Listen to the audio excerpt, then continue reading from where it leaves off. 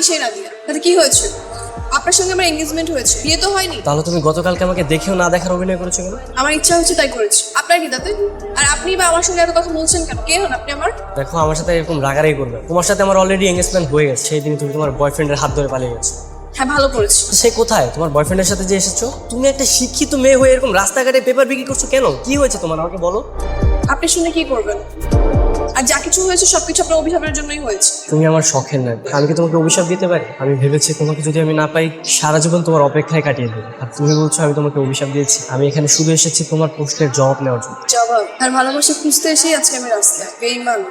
কি বললা? আপনাকে বলিনি, জানোয়ারটাকে বলেছি। ওকে যদি আমি সামনে পেতাম তাহলে ওকে আমি খুন করে ছেড়ে যেতাম। আচ্ছা, সে কোথায় আছে এখন? আমি জানি না। আমাকে বলো। আপনাকে শুনতেই হবে। শুনতে হবে। সেদিন বাসা থেকে পালিয়ে আসার পর ওর সাথে আমার দেখা হয়, তারপর রিক্সা দিয়ে যাচ্ছিল।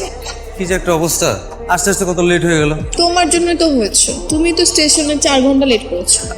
আচ্ছা ঠিক আছে, ওইসব কথা বাদ দাও না, এখন তো চলে আসছি। আর কত দূর?